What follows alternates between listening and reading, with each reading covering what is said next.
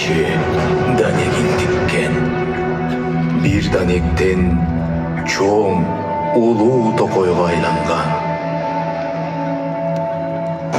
Тоолордун боорунда шамал менен жарышкан күн балдары көчмөндөр жашаган. Алар тоонун кушундай эркин жана сыймыктуу. Убакыт өтүп, бул жерге улуу Александр Македонскийдин аскерлери келген. Бирок тоолор кылычка баш ийбейт. Согушта Кыргыз Македонскийди тоолорго өткөзгөн эмес.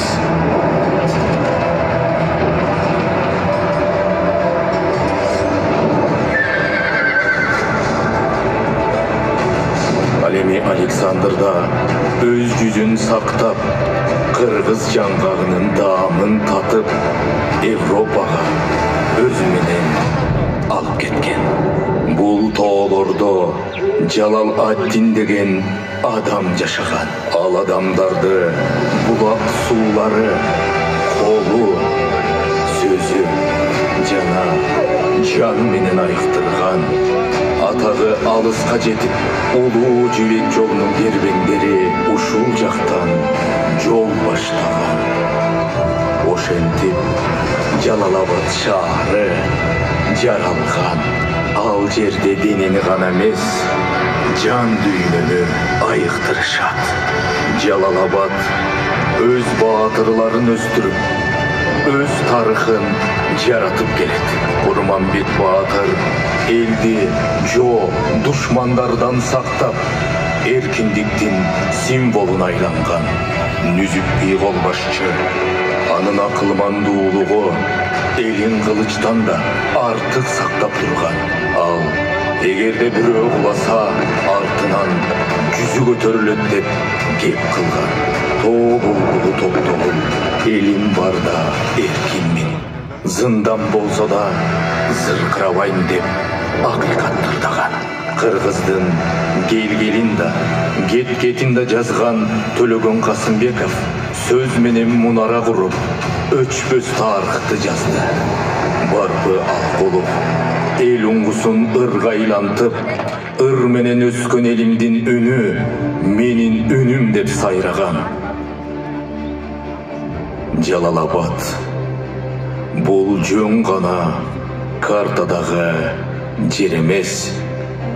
Бул жердин деми, бул уламыштардын жаңрыгы, бул жандуу тарых. Азыркы күндө Жалал-абад бул түштүктүн жүрөк соккусу, келечектин шаары. Бул жерде заманбап мектептер, ооруканалар курулуп, технопарктар келечектин улуу кыялдарына жол салууда. Жаштар бул жөн гана келечек ээлери эмес, алар өлкөнү өнүктүрүүнүн күчтүү локомотиви. Сарычелек, Арсланбап, Чаткал табиятын керемет сактап, дүйнөгө даңаза болгон жерлер, тоолор менен суулардын гармониясы.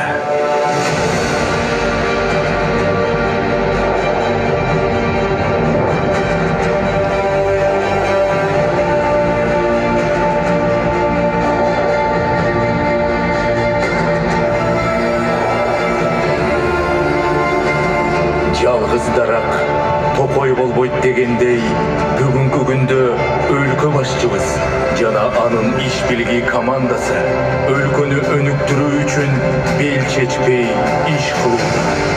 Өлкө башчы куру убада бербестен иш жүзүндө далилдөөдө.